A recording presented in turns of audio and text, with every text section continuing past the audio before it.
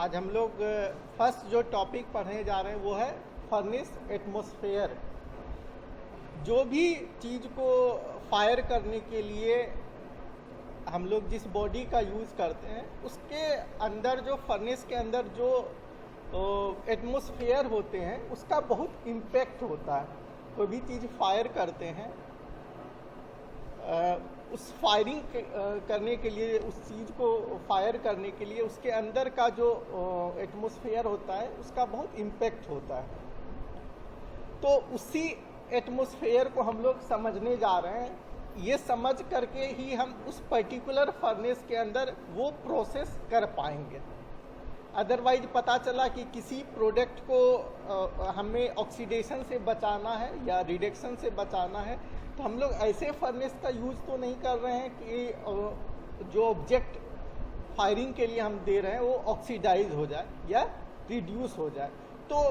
तो हम ये समझेंगे कि कौन कौन से फैक्टर्स हैं जो कि फर्नेस के एटमॉस्फेयर को इन्फ्लुएंस करते हैं, कौन कौन से गैसेस हैं जिनकी मदद से कौन सा एटमॉस्फेयर फर्नेस के अंदर क्रिएट होता है। एक और भी चीज़ें होता है कि कई सारे गैसेस होते हैं जो लो टेम्परेचर पर अलग तरीके का बिहेवियर होता है और हाई टेम्परेचर पर अलग तरीके का बिहेवियर होता है। एक जनरल एग्जांपल के तौर पे कहें कि हाइड्रोजन होता है और ऑक्सीजन होता है। ऐसे हम रूम टेम्परेचर पर मिक्स करने की कोशिश करें तो वो वाटर नहीं बनाता है। बनाता है क्या? हाइड्रोजन भी है हमारे एटमॉस्फेयर में, ऑक्सीजन भी है, लेकिन ये तो वाटर तो नहीं बना रहा है। लेकिन इसके लिए एक सफिशिएंट कंडीशन पैदा हो जाए, सफिशिएंट टेम्परेचर प्रेशर मिल जाए तो ये ऑक्सीजन ये जो है वाटर में कन्वर्ट हो जाएगा।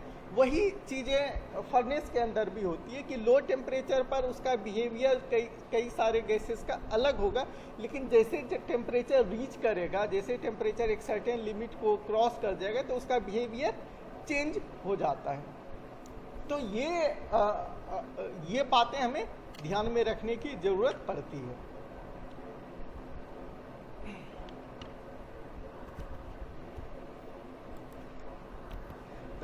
तो एटमॉस्फेयर इन फर्नेस क्या होता है? जो फर्नेस के अंदर जो भी सराउंडिंग्स होते हैं, स्टॉक के अलावा, एक तो हम लोग स्टॉक को डालते हैं, उसके अलावा जो भी सराउंडिंग्स होते हैं वो फर्नेस के अंदर का एटमॉस्फेयर कहलाता है।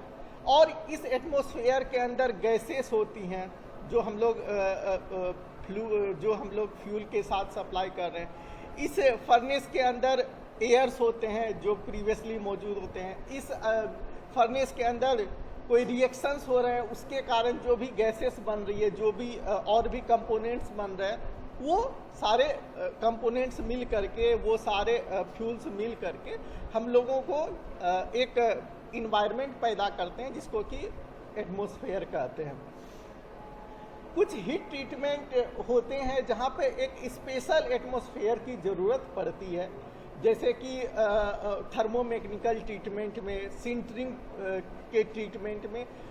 ये ऐसे ट्रीटमेंट होते हैं, ये ऐसे प्रोसेसिंग होते हैं जिसमें कि कुछ स्पेशल एटमॉस्फेयर की ज़रूरत पड़ती है। जैसे कि किसी आयरन का हम लोग सिंटरिंग कर रहे हैं या कि एल्यूमिना का सिंटरिंग कर रहे हैं, तो क्या हो सकता है कि यदि ऑक्सीडेशन का एटमॉस्फेयर रहेगा तो उसको ऑक्सीडाइज कर देगा, उस मटेरियल को ऑक्सीडाइज कर देगा। तो हम लोग उस केस वैसे एटमॉस्फेयर में उसको सिंटरिंग नहीं कर सकते हैं। तो जैसे कि हम कहें कि थर्मोमैकेनिकल ट्रीटमेंट है या सिंटरिंग ट्रीटमेंट है, उसके लिए हमें इसीलिए स्पेशल एटमॉस्फेयर की ज़रूरत होती है। जैसे कि ऑक्सीडेशन को हमको प्रिवेंट करना है तो क्या होना चाहिए? वहाँ का जो एटमॉस्फेयर होना चाहिए वो ऑक्सीडाइज एटमॉस्फेयर नहीं होना चाहिए। यदि ऑक्सीडाइज एटमॉस्फेयर होगा तो वहाँ ऑक्सीडेशन को प्रोन करेगा या ऑक्सीडेशन को इन्हेंस करेगा। इसी तरह यदि कार्बाइज्ड स्टील है तो डीकार्बाइज कर देगा, तो कार्बन को रिमूव कर देगा।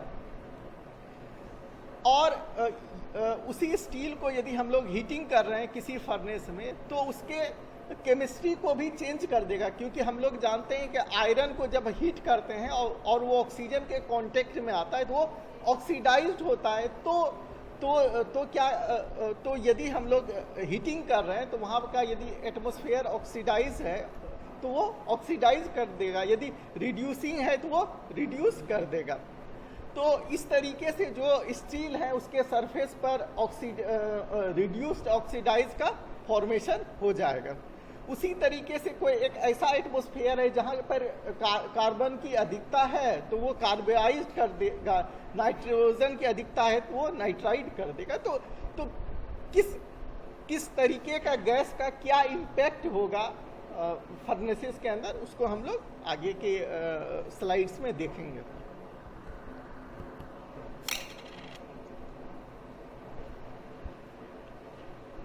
यह है gas and their behaviour in the furnace.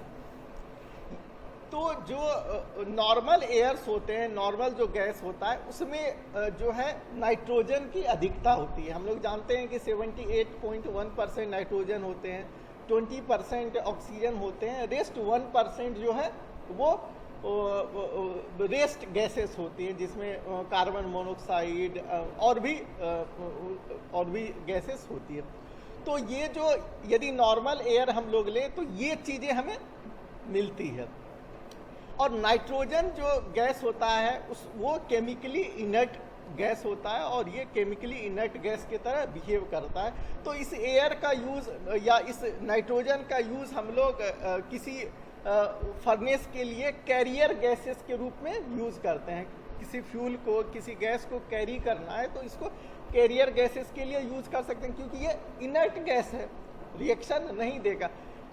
तो इसको पर्जिंग के लिए यूज कर सकते हैं।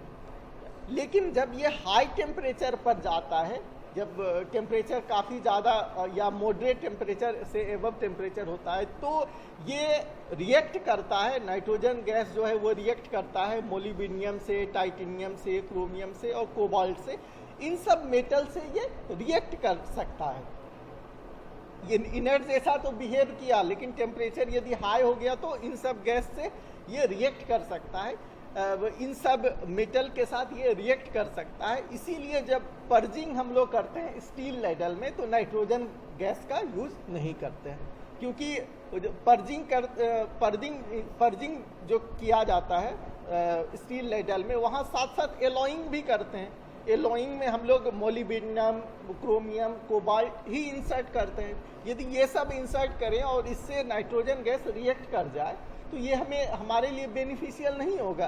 तो इसलिए हम लोग नाइट्रोजन गैस का यूज नहीं करते हैं पर्टिकुलर उस केसेस के लिए। और किसी और फर्नेस में हम लोग यूज कर सकते हैं जहाँ पर कि इन सब मेटल्स का इन्वॉल्वमेंट नहीं होगा और टेम्परेचर कंपैरेटिवली लो रहेगा। तो नाइट्रोजन का क्या इफेक्ट होगा ये हम लोग समझ चुके हैं कि कोई भी फर्नेस के अंदर प्योर नाइट्रोजन गैस उपस्थित होगा तो वो वहाँ का एटमॉस्फेयर जो होगा वो इनर एटमॉस्फेयर की तरह बिहेव करेगा। दूसरा जो गैस होता है हाइड्रोजन गैस। हाइड्रोजन गैस जो है वो रिड्यूसिंग गैस है और ये रिड्यूसिंग एटमॉस्फेयर की तरह बिहेव करता है। यदि फर्नेस के अंदर प्योर हाइड्रोजन गैस मौजूद हो तो वो रिड्यूसिंग एटमॉस्फेयर क्रिएट करेगा। और रिड्यूसिंग एटमॉस्फेयर क्रिएट करने से क्या होगा कि जो भी चीज़ें रिड्यूस होने लायक होगी वो उसको रिड्यूस करेगा। तो ये क्या करेगा बेसिकली, जैसे आयरन ऑक्साइड्स है या आयरन है उसको ऑक्सीडाइज नहीं होने देगा, FeO है, यदि ऑक्सीजन रहता या हाइड्रोजन के जगह ऑक्सीजन रहता तो ये फिर Fe2O3 फॉर्म कर सकता था। ऑक्सीडाइज फर्दर ऑक्सीडेशन होता है, हम ब्लास्ट फर्नेस में देखे थे मल्टीपल टाइम्स ऑक्सीडेशंस होते हैं। तो यहाँ भी यदि ऑक्सीजन की उपस्थिति रहती तो ये Fe2O3 बनाता, लेकिन क्योंकि हाइड्रोजन की उपस्थिति है तो जो ऑक्सीडाइज किया हुआ FeO है तो ये Fe+H2O बनाएगा।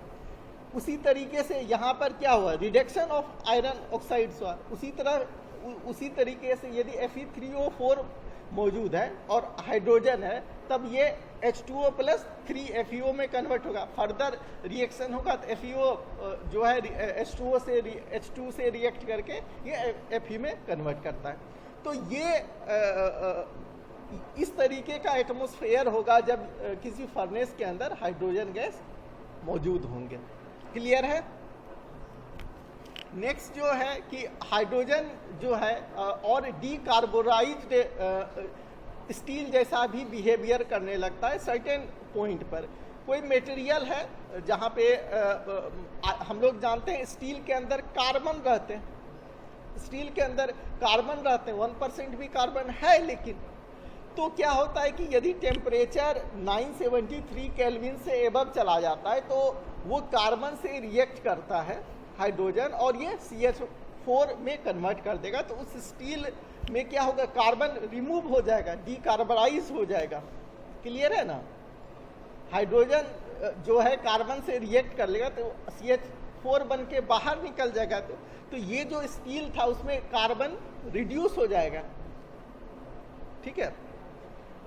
और क्या होता है कि हाइड्रोजन को जो है एक एलिवेटेड टेम्परेचर पर, मतलब हाई टेम्परेचर पर मेटल एब्जॉर्ब भी करता है, और हाइड्रोजन को यदि मेटल एब्जॉर्ब कर लेगा तो ये ब्रिटलनेस पैदा कर देगा। मेटल की क्वालिटी क्या होती है, वो डक्टाइल होना चाहिए। यदि मेटल हार्ड हो जाएगा या मेटल ब्रिटलनेस शो करने लगेगा तो मेटल अपनी प्रॉपर्टीज को डिक्रीज कर देगा। क्या? तो ये क्या होता है कि मेटल हाइड्रोजन को एब्जॉर्ब करता है और ये इम्ब्रिटल हो जाता है। ठीक है? नेक्स्ट जो गैसेस है जिसका इम्पैक्ट होता है, जो ऑब्जेक्ट हम लोग फायरिंग कर रहे हैं, ये है कार्बन मोनोऑक्साइड। कार्बन मोनोऑक्साइड भी जो है एक रिड्यूसिंग गैस है और ये रिड्यूसिंग एटमॉस्फेयर क्रिएट करता है। तो सेम तरह का बिहेवियर होगा जैसा कि हाइड्रोजन का हम लोग देखें, क्योंकि ये भी एक रिड्यूसिंग गैस है। नेक्स्ट जो गैसेस उपलब्ध होती है फर्नेस के अंदर, ये होती है कार्बन डाइऑक्साइड। कार्बन डाइऑक्साइड एक माइल्ड ऑक्सीडाइजिंग गैस है। इसका मतलब बहुत कम तौर पे ऑक्सीडाइज्ड रहता है। ये तो क्योंकि CO2 खुद ही एक स्टेबल फॉर्म क्रिएट करता है, CO2 खुद ही एक स्टेबल फॉर्म क्रिएट करता है, लेकिन यदि टेम्परेचर बहुत ज़्यादा रहेगा तब ये भी ब्रेक हो सकता है। टेम्परेचर बहुत ज़्यादा होगा तो ये भी ब्रेक हो जाएगा और ऑक्सीजन को रिलीज कर देगा, तो सामने वाले मटेरियल से ऑक्सीजन रिएक्ट करेगा और उसका ऑक्सीडेशन हो जाएगा। तो ये mild oxidising gas environment create करता है और एलिवेटेड टेम्परेचर पर ये आयरन से रिएक्ट करता है। जो टेम्परेचर होता है ये 540 डिग्री सेंटीग्रेड के आसपास होता है और ये Fe से रिएक्ट करके FeO बनाता है प्लस CO बनाता है। और यदि टेम्परेचर 540 डिग्री सेंटीग्रेड से कम है तब FeO प्लस CO2 मिला करके ये Fe3O4 प्लस CO बनाता है। तो हम देखें एक ही गैस जो है अलग अलग टेम्परेचर पे कैसे इम्पैक्ट करता है, एक ही गैस अलग अलग टेम्परेचर पर कैसे इम्पैक्ट करता है। तो यहाँ पे देख रहे हैं डीकार्बनाइजेशन का एक और रिजल्ट होता है कि Fe3C जो कि आयरन कार्बन को कंटेंट किया हुआ था और ये CO2 से रिएक्ट करके 3Fe प्लस CO बनाया, साथ ही साथ C प्लस CO2 2CO बनाता है। तो ये रिएक्शंस होते हैं CO2 के उपस्थिति में। नेक्स्ट जो गैस है वो है आर्गन और हीलियम। आर्गन और हीलियम दोनों जो गैसेस हैं वो इनर्ट गैसेस हैं और ये गैसेस जो है इनर्ट एटमॉस्फेयर क्रिएट करता है। दोनों जो गैसेस हैं आर्गन और हीलियम ये इनर्ट गैसेस हैं और ये इनर्ट एटमॉस्फेयर क्रिएट करता है। और इस गैसेस का यूज़ हम लोग पर्जिंग के लिए करते हैं। पर्जिंग के लिए ज़्यादातर जो है हम लोग आर्गन गैस का यूज़ करते हैं और पर्जिंग हम लोग पहले भी स्टील ladle में देख चुके हैं, कन्वर्टर में देख चुके हैं। तो वो होमोजिनाइजेशन के लिए या टेम्परेचर को यूनिफॉर्म करने के लिए किया जाता है। तो ये था अलग अलग गैस का क्या रोल होता है किसी फर्नेस के अंदर। कोई डाउट नहीं है? Okay, thank you.